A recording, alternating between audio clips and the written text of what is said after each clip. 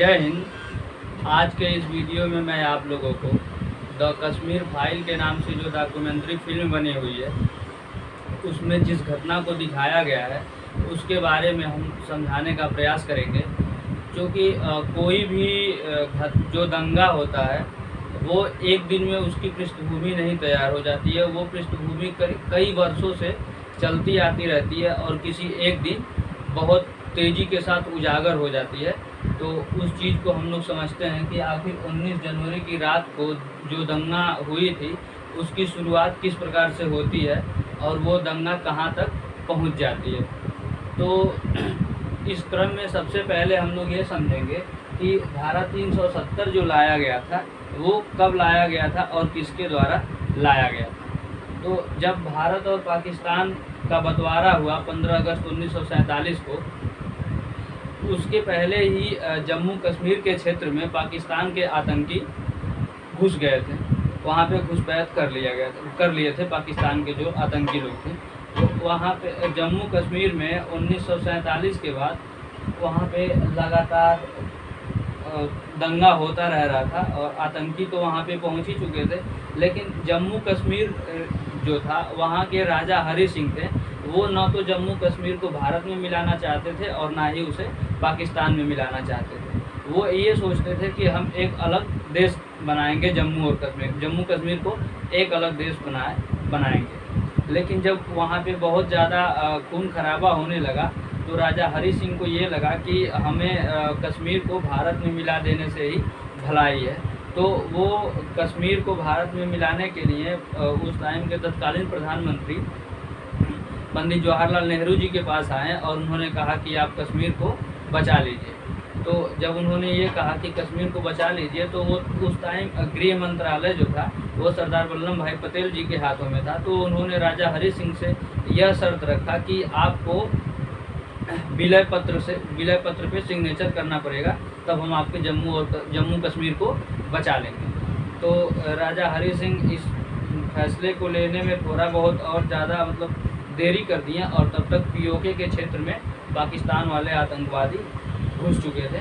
और जब इन्होंने साइन किया उसके बाद जम्मू कश्मीर में ये अपने सेना को लेके गए सरदार वल्लभ भाई पटेल जी और पाकिस्तानियों को कुछ दूर तक खदेड़ दिए।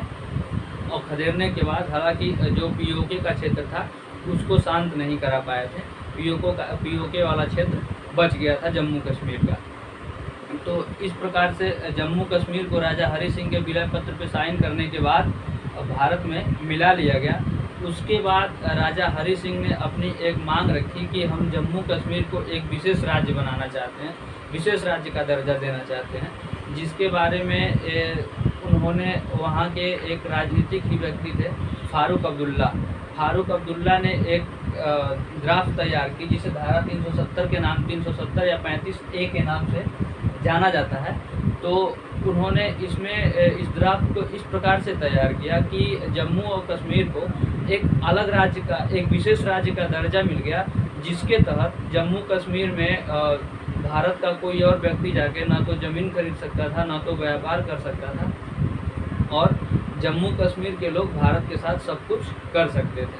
और इसके बाद हुआ ये कि ये जो धारा 370 था ये इसके बारे में सरदार वल्लभ भाई पटेल और डॉक्टर भीमराव अम्बेडकर जी इन लोगों ने सहमति नहीं जताई थी। लेकिन 1951 में पंडित जवाहरलाल नेहरू जी ने उसे जम्मू कश्मीर को धारा 370 लागू करके एक विशेष राज्य की दर्जा दे दिया।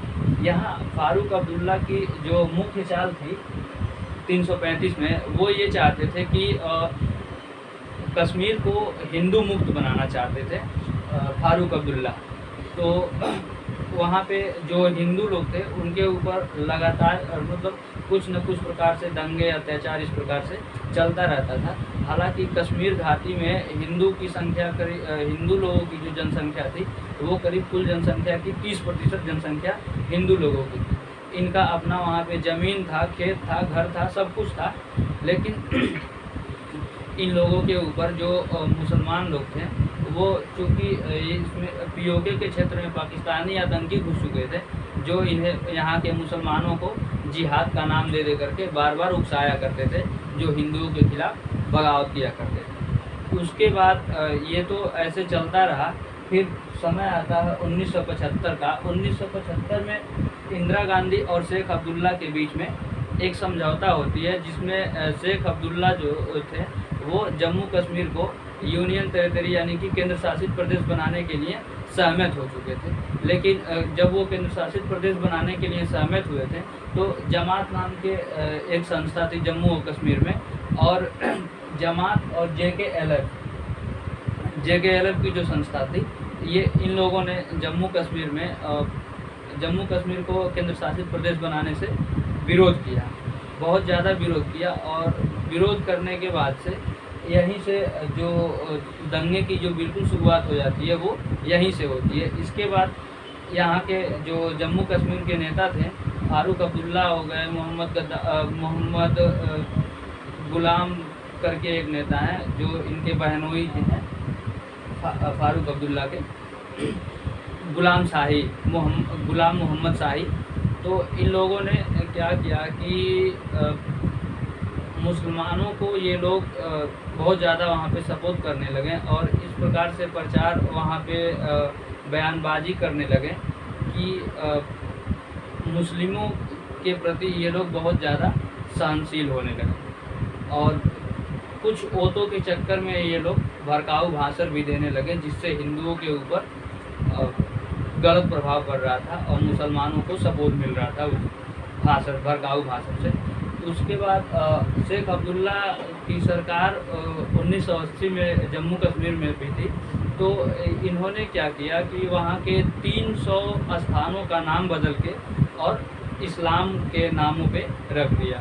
300 हिंदू स्थानों का नाम बदला इन्होंने और उसे इस्लाम के नाम पर रख दिया। और इसी टाइम पाकिस्तान में जो चल रहा था, पाकिस्तान में ISI जो उसकी आतंकी संगठन है पाकिस्तान की, उसको वो लोग बढ़ावा दे रहे थे, ट्रेनिंग दे रहे थे पाकिस्तान के क्षेत्र में। जब उनको ट्रेनिंग दे रहे थे और यहाँ पे शेख अब्दुल्ला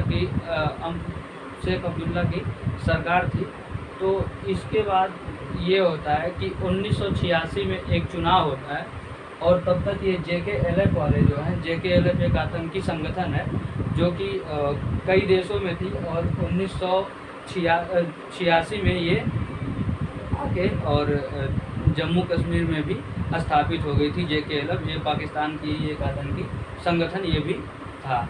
ये लोग अपने आप को राजनीति दर्जा लेना चाहते थे। इसमें जितने भी लोग थे, JKLF के जितने भी लोग थे, वो सारे के सारे मुस्लिम थे। तो ये भी एक अलगवाद विचारधारा के थे, और ये जम्मू कश्मीर को ये भी चाहते थे भारत से अलग करना, क्योंकि उसी टाइम रसिया और अफ़गान में युद्ध हो रहा था। तो रसिया को, चूँकि अफ़गान को अमेरिका ने सपोर्ट किया, और वहाँ की जो सबसे ख़तरनाक लोग होते हैं आतंकियों के, मुजाहिदीन, जिसमें केवल युवा लोग होते हैं, उनको भड़काया था अमेरिका। और उसी में मुजाहिदीन में ही उसामा बिन लादेन भी शामिल था, जिसकी वजह से रसिया जो सोवियत संघ था उसको अफ़गानिस्तान छोड़ के और जाना पड़ा था। फिर तो इन लोगों को लगा, JKLF के लोगों को, कि अगर हम भी यहाँ पे दंगा करते हैं कुछ इसी प्रकार से, जैसे तालिबानियों ने अभी आप लोगों को अभी बिल्कुल सेम उदाहरण मिला है तालिबान में, सेम इसी प्रकार के ये लोग भी थे। ये भी राजनीतिक दर्जा लेना चाहते थे जम्मू कश्मीर में।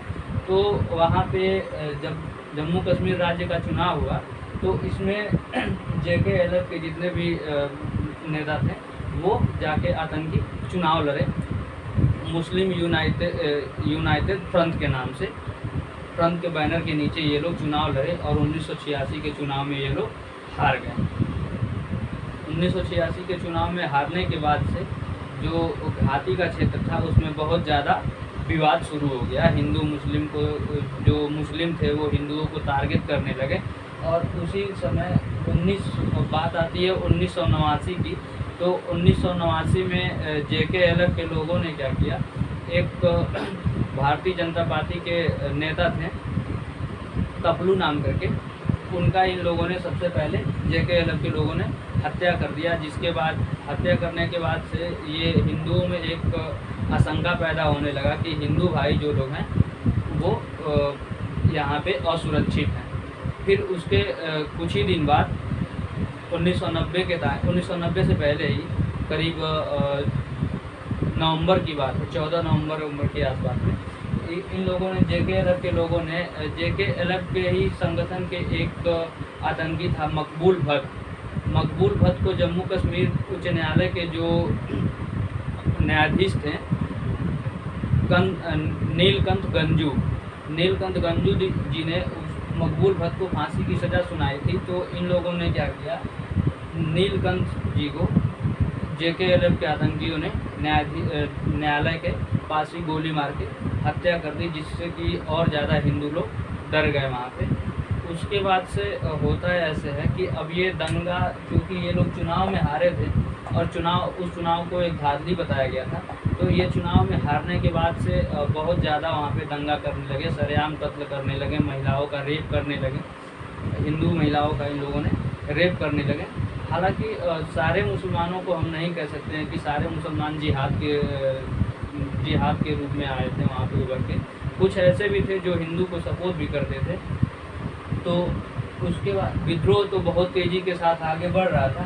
फिर बात आती है 19 जनवरी को ही बेसिकली द कश्मीर फाइल नाम की जो फिल्म है इसमें हाईलाइट करके दिखाया गया।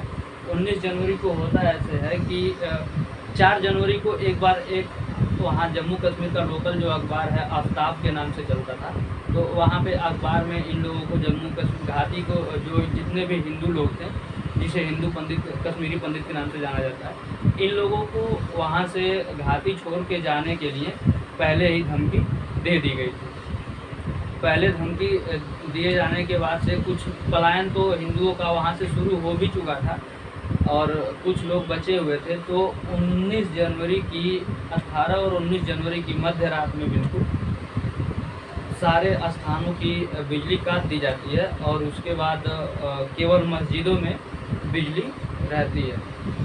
मस्जिद के ऊपर लाउड स्पीकर लगा के और ये फरमान जारी किया जाता है कि जितने भी कश्मीरी पंडित हैं वो कश्मीर घाटी को छोड़ के भाग जाएं और अपने घर की महिलाओं को हमारे लिए छोड़ दें, और पुरुष जितने भी हैं वो घाटी को छोड़ के भाग जाएं। और इसके बाद वहाँ पे जितने भी 4 जनवरी से ही ऐसा माहौल चल रहा था कि एक बहुत बड़े दंगा का माहौल तो चालू हो गया था, क्योंकि अखबार में जो धमकी दी गई थी। उसके बाद जम्मू कश्मीर में सारे इमारतों को, जितनी भी इमारतें थी, चौराहे थे, उनको हरे कलर से रंग दिया गया था और दीवारों पे 19 जनवरी की रात को जितने भी हिंदू लोग थे कश्मीर घाटी में, उनके दरवाजे पे पोस्टर भी लगाया गया था कि हिंदू जितने भी हैं वो कश्मीर छोड़ के भाग जाएं, नहीं तो उन्हें मार दिया जाएगा। इस प्रकार से पोस्टर वहाँ पे लगाया गया था। और इसके बाद वहाँ पे सरेआम कत्ल होना, बहुत बेरहमी से कत्ल करना, जिहादी के जितने भी JKLF वाले लोग थे, ये लोग कश्मीर के युवाओं को भी अपने साथ में ले लिए थे, जितने मुस्लिम युवा थे उन लोगों को भी अपने साथ ले लिए थे। और इस प्रकार से एक बहुत बड़ा दंगा हुआ जिसमें हज़ारों की संख्या में कश्मीरी पंडित मारे गए और कुछ लोग कश्मीरी पंडित मारे गए, कुछ लोग जो बचे हुए थे वो किसी प्रकार से वहाँ से भाग के अलग अलग स्थानों पे जाके और बसे, जिन्हें कश्मीरी पंडित के नाम से जाना जाता है।